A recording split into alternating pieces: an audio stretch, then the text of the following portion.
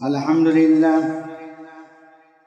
لله نحمده ونستعينه ونستغفره ونؤمن به ونتوكل عليه ونعوذ بالله من شرور أنفسنا ومن سيئات أعمالنا من يهد الله فلا مضل له ومن يضلله فلا هادي له ونشهد أن لا إله إلا الله وحده لا شريك له ونشهد أن محمدا عبده ورسوله بالحق بشيرا ونذيرا أما بعد أعوذ بالله من الشيطان الرجيم بسم الله الرحمن الرحيم إن الله وملائكته يصلون على النبي يا أيها الذين آمنوا صلوا عليه وسلموا تسليما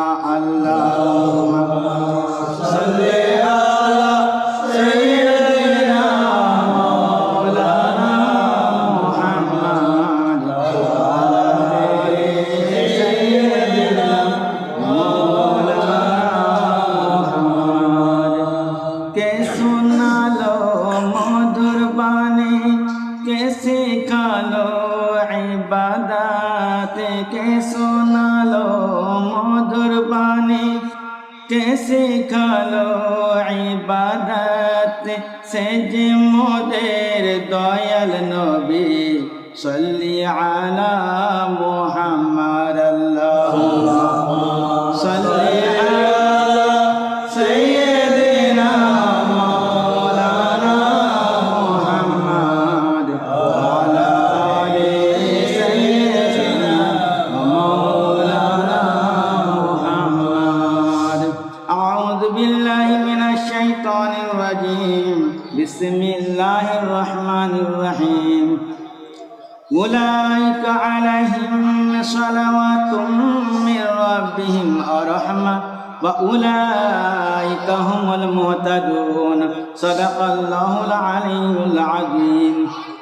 উপস্থিত আমার মুমিন মুসলমান বয়স শ্রেষ্ঠ ছোট বড় এবং সমবয়সী আল্লাহওয়ালা পরহেজগার নেককার নামাজি মুত্তাকি ভাইরা, আল্লাহ রাব্বুল আলামিনের দরবারে লাখ লাখ শুকরিয়া যে আল্লাহ তাআলা আমাদের প্রত্যেককে এই পবিত্র রজব মাসের 27 তারিখে 27শে রজব আল্লাহর হুকুমে জুম্মার নামাজ আদায় করার উদ্দেশ্যে, মহান আল্লাহ রাব্বুল আলামিনের গুণকীর্তন করার উদ্দেশ্যে, তিনার হুকুম পালন করার উদ্দেশ্যে আমাদেরকে এই মসজিদে আনিয়েছেন।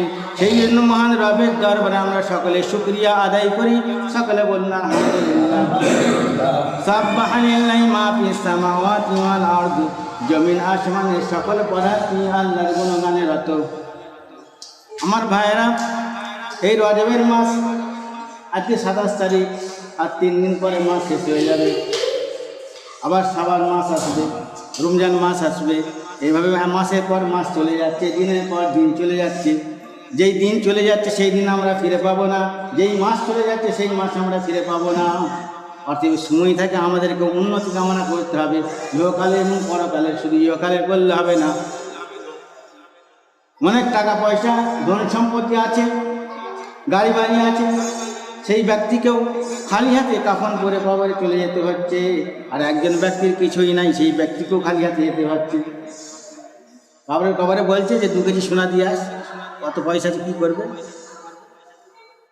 কবরে বলছে যে একটা ভালো গদি দিয়ে দাও, 2টো তুলোর বালিশ উঁটা করে উঁচু করে, কত পয়সা লাগলো, কবরে দিয়ে আসা হোক।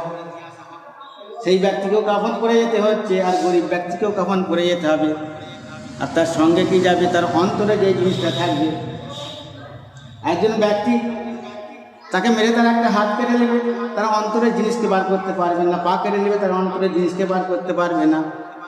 তার অন্তরে যদি ভালো জিনিস থাকে, সেই ভালো জিনিসটা তার সঙ্গে কবরে চলে যাবে। আর যদি খারাপ জিনিস থাকে, সেই খারাপ জিনিসটাও তার সঙ্গে কবরে চলে যাবে। একজন যুবক, নাম তারা আব্দুল, 20,000 টাকা দিয়ে একটা মোবাইল কিনেছে। আর মোবাইল কেনার পরে মোবাইলটা চুরি হয়ে গেছে। মন খারাপ করে বসে আছে। তার 4-5 জন বন্ধু তারা ছুটে এসে বলছে, হ্যাঁ আব্দুল, আমরা শুনলাম নাকি তোমার মোবাইল চুরি হয়ে গেছে। বলছে হ্যাঁ, বড় শখ করে কিনলাম, অনেক কষ্ট করে কিনলাম, মোবাইলটা চুরি হয়ে গেল। তার বন্ধুরা বলছে এরকম মন খারাপ করে বসে থাকলে হবে, তুমি তো থানায় যেতে পারো। বলছে গিয়েছিলাম, থানায় গিয়েছিলাম, থানার বাইরে আমার মোটর সাইকেলকে রেখে থানার ভিতরে প্রবেশ করেছিলাম, আর থানা থেকে বের হয়ে দেখি মোটর সাইকেলটা চুরি হয়ে গেছে। তখন বন্ধুরা বলছে আল্লাহ আল্লাহ আল্লাহ। বলছে হ্যাঁ, আমি সেইভাবে মসজিদে গিয়েছিলাম, আর মসজিদ থেকে বের হয়ে দেখি আমার জুতোটা চুরি হয়ে গেছে। বলছে সে কি? এইদিকে এইভাবে কথাবার্তা হচ্ছে, আর ওইদিকে এক ব্যক্তি যে মসজিদ থেকে জুতোটা ভুল করে নিয়ে চলে গিয়েছিল, সে বাড়ি গিয়ে দেখছে যে একই কোম্পানির জুতো, একই সাইজের জুতো, কিন্তু জুতোটা আমার নয়, অন্য লোকের জুতো। তখন সে চিন্তায় পড়ে গেছে, আরে অন্য লোকের জুতো আমি নিয়ে চলে এসেছি। খাওয়া দাওয়া করে মোটর সাইকেল নিয়ে বেরোবে, দেখছি মোটর সাইকেল হাওয়া নেয়, কী করে যাবে? তখন যদি ওখানেও যায় ওখানেও দূর, আর মোটর সাইকেল গ্যারেজে যেতে গেলে সে আরও দূর। চিন্তা ভাবনা করে দেখছি যে মোটর সাইকেলটা আগে ঠিক করে নি, মোটর সাইকেলটা ঠিক থাকলে আমি ভিতরে করে দৌড়াদৌড়ি করতে পারবো। গ্যারেজে গেছেন, গ্যারেজে গিয়ে মোটর সাইকেলটা সেখানে বাগিয়েছেন, আর দেখছে অনেকগুলো লোক জড়ো হয়ে আছে। বলছে কী ব্যাপার, কেন লোক জড়ো হয়ে আছে? বলছে একটা মোটর সাইকেল, নতুন মোটর সাইকেল একজন ব্যক্তি 20,000 টাকায় বিক্রি করতে এসেছিল, 1 লাখ টাকা দাম। দোকানদারের সন্দেহ আছে, বলে দাঁড়াও আমি পুলিশকে ডাকি, তুমি গাড়ির কাগজ নিয়ে এসো, পুলিশের সামনে গাড়িটা কিনবো। সকালবেলায় ব্যক্তি গাড়ি রেখে চলে গেছে, আর কাগজ নিয়ে আসেনি। সেই ব্যক্তি তখন চিন্তা হচ্ছে, আরে আমার পায়ে তো অন্য লোকের জুতো, আমার পায়ে যে জুতোটা পরে আছে অন্য লোকের জুতো, যদি ব্যাগে দেখে ফেলে বলেই আমার জুতো পরে আছে তুমি। তার মনে ভয় লাগছে যে তাড়াতাড়ি করে জুতোটা ফেরত দিতে হবে।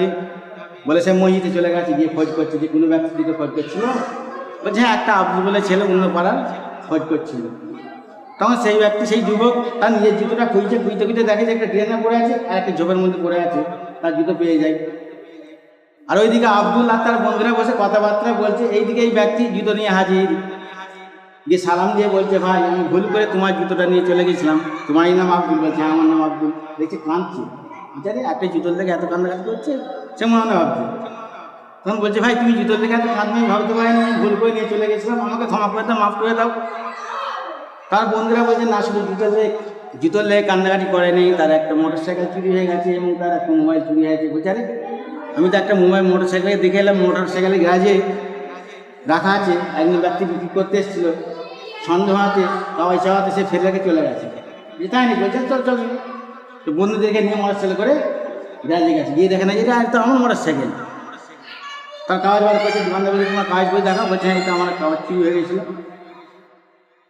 আল্লাহ তার মোটর সাইকেলটাকে আমার ফিরে দেবে। দেখছে মোটর সাইকেলটা পেয়ে খুশি হয়ে গেছে, এবার চলে আসবে। এমন সময় আর একজন ব্যক্তি মোটর সাইকেল বাগাতে গ্যারেজে এসছে, এসে দেখছে এরকম তামাশা হয়েছে একটা মোটর সাইকেল নিয়ে। বলছে কী হয়েছিল? বলছে এই ব্যাপার হয়েছে। বলছে আরে আমার কাছে একজন ব্যক্তি একটা নতুন মোবাইল 20,000 টাকার দাম 2-3 হাজার টাকায় বিক্রি করতে চাইছিল, আমার সন্দেহ হয়েছিল, তাকে বললাম জানা পুলিশকে ডাকি, পুলিশের সামনে কিনবো। তো সেই কাগজ আনতে গেছে, সে আর ফিরে নি। বলছে মোবাইলটা তোমার কাছে আছে? বলছে হ্যাঁ আমার কাছে পকেটই আছে, দোকানে রাখিনি। দোকানে রাখলে বলে তুমি কিনো, পকেটই আছে। বলে বার কিছু বলছে এটা আমার মোবাইল, তোমার কাজ বার করো। কাগজ রেখেছি। বলছে হ্যাঁ এটা আমার মোবাইল। আল্লাহ তাআলা তাই কীভাবে সহযোগিতা করে দেবেন। ওই যে মসজিদে গিয়েছিল, তখন সেই যুবক বলছেন যে আমার মোবাইল চুরি হয়ে যাওয়ার পর, মোটর সাইকেল চুরি হয়ে যাওয়ার পর আমি বাড়িতে শুয়েছিলাম, তখন 11:30 বাজছে, মন খারাপ করে আমি চিন্তা করছিলাম যে কেন আমার মোবাইলটা চুরি হলো, কেন আমার মোটর সাইকেলটা চুরি হয়ে গেল। এই ব্যক্তি চিন্তা করছে যে আমি তো মোবাইলেতে খারাপ জিনিস দেখতাম, সেই কারণে হয়তো চুরি হয়ে গেছে। মোবাইলটা তাতে আমি খারাপ জিনিস দেখতাম, ওই কারণে হয়তো চুরি হয়ে গেছে। বলছে মোটর সাইকেলটাও আমি অকাজেতে আমার প্রয়োজন ছাড়া মোটর সাইকেলটা ফুটপাতে বার করে ফেলতাম, তেল খরচাটা হিসাবটা দৌড়াদৌড়ি করতাম, হয়তো সেই কারণেই মোটর সাইকেলটা চুরি হয়ে গেছে। আর এমন সময় মসজিদে আয়ান হচ্ছে আল্লাহু আকবার, আল্লাহু আকবার, আল্লাহ মহান, আল্লাহ মহান, আল্লাহ সর্বশ্রেষ্ঠ, আল্লাহ সর্বশ্রেষ্ঠ, আশহাদু আল্লা ইলাহা ইল্লাল্লাহ, আল্লাহ ছাড়া কোনো মাবুদ নাই, আল্লাহ ছাড়া কোনো আল্লাহ ছাড়া কোনো সৃষ্টিকর্তা নাই, তিনার কোনো শরীক নাই, আশহাদু আন্না মুহাম্মাদুর রাসূলুল্লাহ, আমি সাক্ষ্য দিচ্ছি যে মুহাম্মদ সাল্লাল্লাহু আলাইহি সাল্লাম আল্লাহর রাসূল, আল্লাহর বান্দা।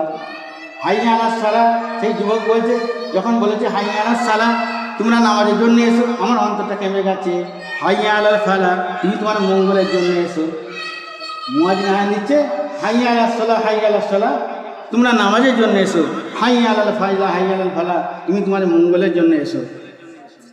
তখন সেই যুবক বলছে আমার অন্তরটা কেঁপে গেছে যে আমি তো ভুল করেছি, মোবাইলে খারাপ জিনিস দেখতাম, আল্লাহকে তওবা করে ধান করে বিছান থেকে উঠে পড়েছে, তরফ করে বিছান থেকে উঠে পড়ে তখন ওই নামাজ পড়তে মসজিদে চলে গেছিলো।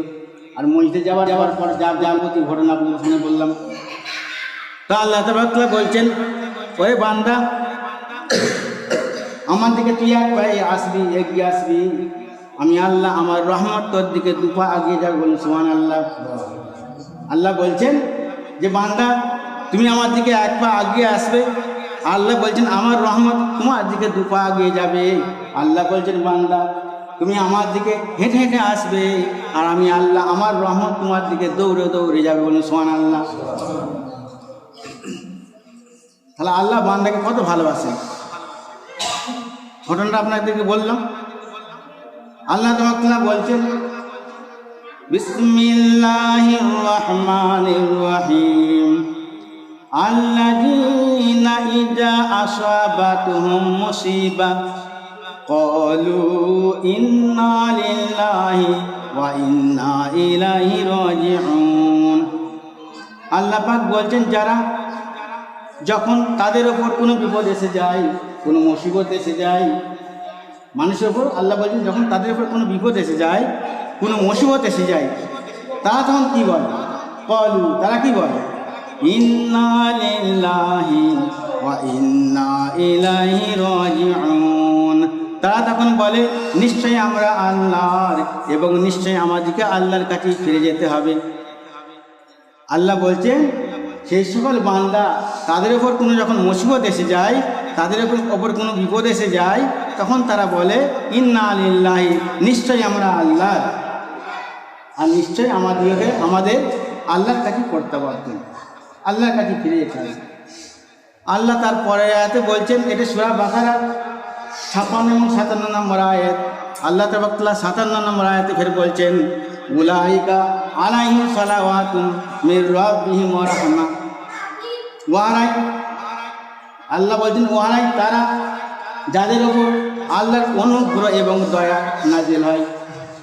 বলছে সেই সমস্ত ব্যক্তি তারাই যাদের ওপর আল্লাহর সালাওয়াতুম মির রাব্বিহিম ওয়া রাহমাহ, যারা আল্লাহর অনুগ্রহ এবং দয়া প্রাপ্ত, যাদের ওপর আল্লাহর করুণা ও রহমত নাজিল হয়, তাদের উপর বর্ষিত হয়। আল্লাহ বলছেন ওই সকল মানুষ তারাই, ওয়া উলাইকা হুমুল মুহতাদুন, আর তারাই প্রকৃত হিদায়াত প্রাপ্ত।